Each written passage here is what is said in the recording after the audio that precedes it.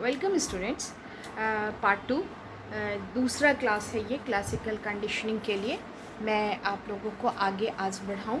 3 points मैंने पिछले video में बताया कि जो दावा किया पैवलव ने। तो चौथा पॉइंट से अब हम लोग शुरू करेंगे। अनुकूलन के लिए आवश्यक शर्त ये भी रखी पैवलव ने कि अनुकूलन का अनुकूलित उद्दीपन का प्रयोग पहले किसी भी ऐसी क्रिया को उत्पन्न करने के लिए नहीं किया गया। यानी न्यूनेस ऑफ द स्टिमुलस का होना बहुत ज़रूरी है। अगर हम उस स्टिमुलस को पहले इस्तेमाल कर चुके हैं तो फिर कंडीशनिंग का होना संभव नहीं है।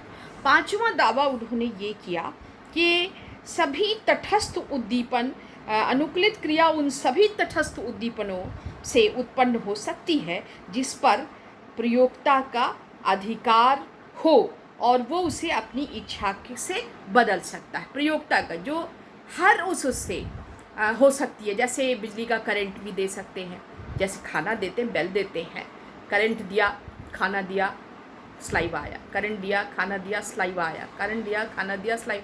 तो दूसरे किसी भी उद्दीपन पर जिस पर कि हमारा कंट्रोल है, 90 वोल्ट का 70 वोल्ट का उन्होंने करंट भी दिया और देने के बाद उन्होंने कराया, कंडीशनिंग कराई पैवलव ने। तो ये भी बात है कि हम अगर चाहें तो इस तरह का कर सकते हैं।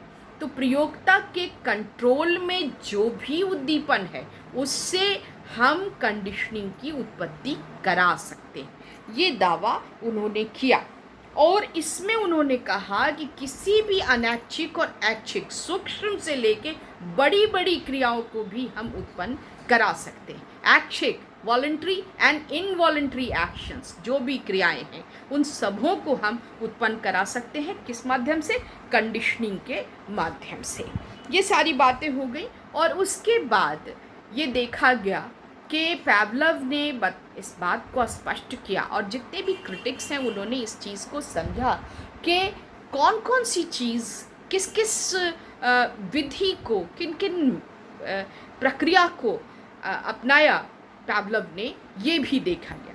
तो उन्होंने सबसे पहले लॉ ऑफ कंटिग्यूटी यानी समीपता का नियम अनुकूलन के लिए बहुत स्पष्ट रूप से माना गया। मैंने अभी पिछले वीडियो में आपसे बोल दिया, I am sorry for that, रफली हमने कह दिया था कि 1 मिनट तक का या 30 सेकंड का, ऐसा नहीं है। उन्होंने कहा कि समीपता यानी बेल और खाने के बीच 0.25 या 0.30 सेकंड का ही डिफरेंस होता जब रखा जाता है तो हमारी लर्निंग क्वालिटी बहुत अच्छी होती है, कंडीशनिंग बहुत अच्छा इस्टेब्लिश होता है। ये बात उन्होंने कहा। तो ये लॉ ऑफ कंटिग्यूटी या समीपता के नियम पर आधारित है। सर्वाधिक कुशल लर्निंग उसी से होती, कंडीशनिंग उत्पन्न होती है।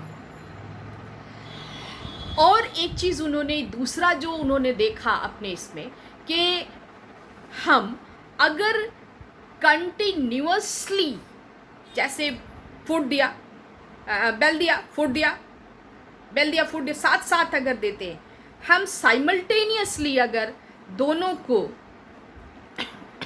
नेचुरल स्टिमुलस और कंडीशनड स्टिमुलस को अगर प्रेजेंट करते हैं तो ये जो है कंडीशनिंग अच्छी नहीं होती है।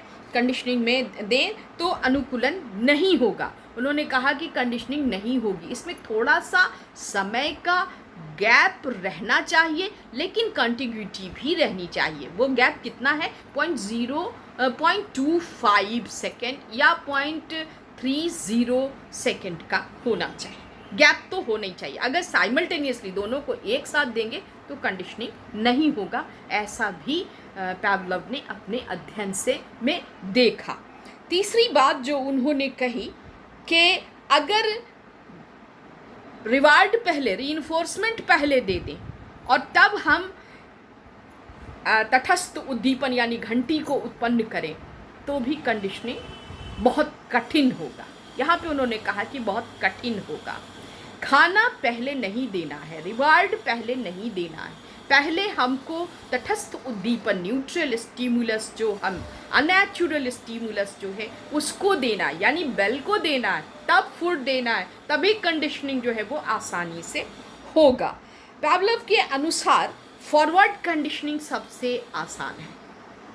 3 बातें उन्होंने कही कि पावलोव के अनुसार, इसको बहुत ध्यान से सुनिएगा, कि पावलोव के अनुसार फॉरवर्ड कंडीशनिंग बहुत ही आसान है और उनके साइमल्टेनियसली जो presentation of the food and bell होता है वो कंडीशनिंग कठिन होती है, बहुत कठिन होती है उसमें। और बैकवर्ड कंडीशनिंग असंभव है।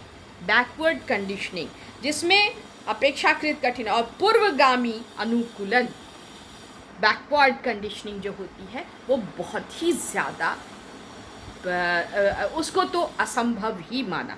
जो लोग भी इस बात का दावा करते हैं कि बैकवर्ड कंडीशनिंग होती है उसको पावलोव ने बिल्कुल गलत कहा। तो forward conditioning very good and easily establish कराया जा सकता है। साइमल्टेनियस कंडीशनिंग कठिन होती है। साइमल्टेनियस यानी एक ही समय में होने वाला, समकालीन अनुकूलन। हमको किताब रखना पड़ता है हिंदी के लिए, तो समकालीन अनुकूलन जो है वो बहुत कठिन होता है। एंड बैकवर्ड कंडीशनिंग नहीं होती है। जो लोग भी दावा करते हैं वो गलत दावा करते हैं और उन्होंने कभी भी इस चीज़ को स्वीकार नहीं किया। ये इतनी बात हुई। कुछ और चीज़ें भी नेक्स्ट पैराग्राफ में आप लिखेंगी। कुछ और चीज़ें भी पावलोव ने अपने इसमें देखा कि अगर बहुत लंबे समय तक हम कंडीशनिंग को नहीं करते हैं, नहीं हम रिपीटिशन प्रैक्टिस में नहीं रखते हैं, तो 2 चीज़ होती है। एक तो ये होता है कि भूल जाता है, कंडीशनिंग ख़त्म हो जाती है। बहुत लंबे समय तक अगर बेल फूड, सिर्फ बेल बजा रहे हैं, खाना नहीं दे रहे हैं, तो कुछ दिनों तक स्लाइवा सेक्रेट करेगा, उसके बाद धीरे धीरे धीरे धीरे वो स्लाइवा सेक्रेट करना बंद कर देता है। और इसको क्या कहते हैं पावलोव? इसको कहते हैं extinction of the conditioning. Extinction, विलोपन कहते हैं कि हम सीखी हुई क्रिया को वो भूल गया, सीखी हुई क्रिया को वो भूल जाता है। तो ये चीज़ एक्सटिंक्शन कहलाती है। उन्होंने एक चीज़ और देखी कि जब हम बंद कर देते हैं तो कुत्ता भूल गया, आप खाना आप लाख घंटी बजाइए, उसने स्लाइवा नहीं किया, तो एक्सटिंक्शन एक चीज़। दूसरा, अगर फिर हम बेल फूड कॉम्बिनेशन देना शुरू करते हैं तो स्पॉन्टेनियस रिकवरी होती है, यानी एकदम झट से फिर स्लाइवा टपकाना शुरू कर देता है। 2 ही 3 ट्रायल के बाद जो है, जब उसको यकीन हो जाता है कि हमको अब खाना मिलेगा, तो वो स्लाइवा सेक्रेट करने लगता है। तो पहला एक्सटेंशन था, दूसरा स्पॉन्टेनियस रिकवरी है। तीसरी चीज़ पावलोव ने अपने अध्ययन में ये भी पाई कि ये भी पाया, थर्ड जो पॉइंट है वो ये पाया कि जो भी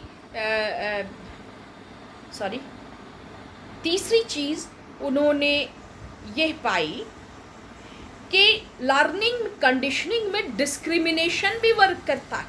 डिस्क्रिमिनाइजेशन ऑफ द स्टिमुलस भी होता है।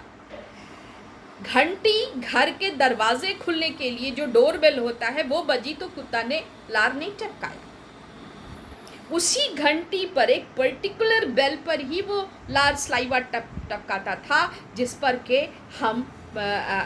के खाना मिलता था। तो डिस्क्रिमिनेशन भी देखा गया, एक्सटेंशन देखा गया, स्पॉन्टेनियस रिकवरी देखी गई और डिस्क्रिमिनेशन ऑफ द स्टिमुलस भी देखा। किसने? पावलोव ने अपने लर्निंग थ्योरी में, लर्निंग इस स्टडी, डाइजेस्टिव के स्टडी पर उन्होंने देखा। तो ये बहुत ही अनुपम सिद्धांत था जिसके लिए 1904 में उनको ये भी किया गया, स्पॉन्टेनियस रिकवरी। तो उनका कहना था कि मेमोरी ट्रेसेस जो कुत्ते में बना हुआ था वो बहुत आसानी से फिर रिकवर हो गया। मेमोरी ट्रेसेस पर फिर से एक बार प्रेशर पड़ा और तुरंत जैसे ही खाना बेल फूड शुरू हुआ वैसे ही उसने फिर सलाइवा टपकाना शुरू कर दिया। तो एक्सटेंशन आपकी समझ में आया कि अगर हम छोड़ देंगे, सिर्फ बेल बजाएंगे, तो वो 2-3 बार खाना नहीं देंगे, यानी रिवार्ड अगर नहीं मिलेगा तो कंडीशनिंग ख़त्म हो जाती है। और उसी तरह से अगर हम फिर से रिवार्ड देना शुरू कर देंगे तो मेमोरी ट्रेसेस में जो बना हुआ लर्निंग का ट्रेस है वो फिर से स्पॉन्टेनियस रिकवरी उसकी आ जाती है। तीसरी बात उसने ये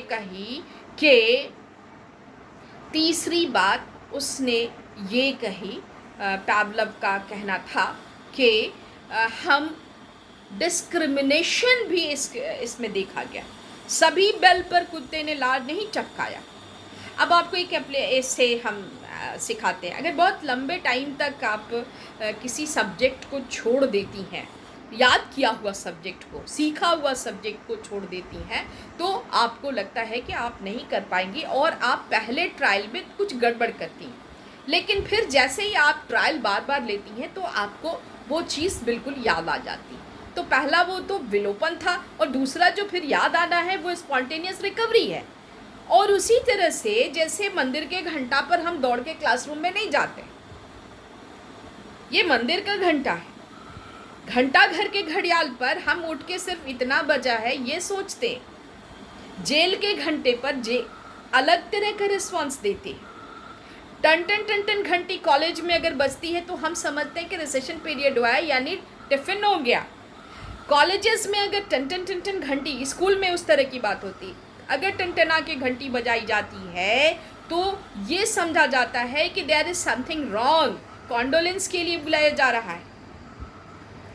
तो घंटियाँ भी बहुत तरह की हैं। हमारी लर्निंग में भी जिस तरह कुत्ते ने भी दिखाया discrimination in among the bells, उसी तरह से हम भी अपने हर तरह के बेल अच्छा देखिए, वो जो टुन टुन घंटी वाला, जो मलाई कॉफ़ी वाला कुल्फ़ी वाला आता है, उसकी घंटी अलग होती है, दमकल की घंटी अलग होती है। तो डिस्क्रिमिनेशन होता है। हर घंटी को हम अलग चीज़ों से अपने व्यवहारों को हम रिफ्लेक्ट करते हैं। वही हमारे एक्सपीरियंस में होता है, बचपन से हमने सीखा है, वही सिखाया है। तो पावलोव का ये दावा कि हम अधिकांश क्रियाएं अनुकूलित क्रिया से करते हैं, ये गलत नहीं लगता है, ये प्रतीत होता है कि सही है। ठीक है, इतनी बातें तो लर्निंग थ्योरी के फेवर में और ये दावा है, और पावलोव ने क्या पाया ये सारी चीज़ें हमने आपको बताई। आप एक बार जब लर्निंग थ्योरी अपनी किताब में पढ़ेंगी, मेरी इंटर की किताब शायद बुशरा के पास है, आप उसको देखेंगी तो आपको समझ में आएगा। अच्छा, कंडीशनिंग से रिलेटेड बहुत सारी लर्निंग्स आई।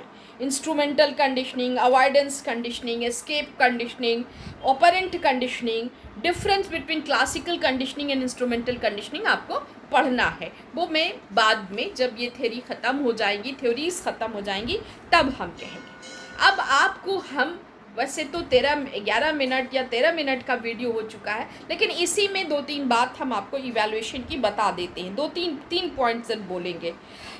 बहुत सारे व्यवहारवादियों ने दावा किया कि अनुकूलन सभी प्रकार के अधिगम की व्याख्या नहीं करता। यहाँ से क्रिटिसिज्म शुरू हुआ, इवैल्यूएशन, मूल्यांकन जिसको कहते हैं। तो सभी प्रकार के अधिगम की व्याख्या नहीं की हो सकती है। यह अत्यधिक उच्चाकांक्षी, यानी जो लोग बहुत एस्पिरेंट्स हैं उनके लिए है, जिसमें तथ्यों की उपेक्षा की गई है। और यहाँ पर ये भी विश्वास है, मुख्य दोषों की संक्षिप्त चर्चा हम करेंगे। ये इस तरह से लिख करके आप उसको डालेंगे। तो पहला क्या है कि कंडीशन रिस्पॉन्स, अनुकूलित अनुक्रिया और स्वाभाविक अनुक्रिया में भेद है, जिनकी चर्चा पहले हो चुकी है। सिद्धांत में नए प्रकार के आंशिक और प्रत्याशी क्रिया की व्याख्या करता है, न कि स्वाभाविक अधिगम की व्याख्या करता है। उन्होंने कहा कि नेचुरल लर्निंग की बात कंडीशनिंग में नहीं करता है। पावलोव के कंडीशनिंग की ये दोष माना गया कि जो स्वाभाविक क्रिया है, जैसे ही खाना देखा उसमें हमको तो घंटी पे उतना लार नहीं टपकता था जितना खाना देखने के बाद टपकता था। तो उन्होंने कहा कि जो स्वाभाविक क्रिया है और अनुकूलित क्रिया है, कंडीशन रिस्पॉन्स है, उन दोनों के बीच भेद है। क्योंकि जितना स्लाइवा घंटी पर अगर 3 ड्रॉप स्लाइवा गिरता है तो खाना पर 10 ड्रॉप सलाइवा आता है, तो ये स्वाभाविक क्रिया के बराबर नहीं है। हाँ ठीक है, हम सीख लेते हैं। चलिए, इस दोष को कहा गया। दूसरा है कि आवश्यक है कि प्राणी की, अच्छा दूसरा दोष पावलोव पर ये मढ़ा गया कि उन्होंने कहा कि क्रियाओं को बिल्कुल, जो भी कंडीशन ऑफ द लर्निंग है, जिस इन्वायरमेंट में हम कर रहे हैं, उसको पूरी तरह से नियंत्रित करना पड़ेगा। तो सामान्य जीवन में कंडीशंस को, जैसे अभी हम क्लास भी ले रहे हैं तो कुछ कुछ अलग से आवाज़ें आ रही हैं, कहीं कोई टाइल्स कट रहा है, कहीं गाड़ियाँ जा रही हैं, तो इस कंडीशन को बहुत ज़्यादा नियंत्रित करना संभव नहीं है। मानव जीवन की में कुछ न कुछ इंटरविनिंग वेरिएबल्स जो है वो आते रहते हैं, इसलिए पावलोव का ये डिमांड करना कि कंडीशन को पूरी तरह से नियंत्रित कर लिया जाए, ऐसा संभव नहीं माना जा सकता है। तो दूसरा दोष उनके ऊपर ये लगाया गया। और स्वाभाविक उद्दीपन,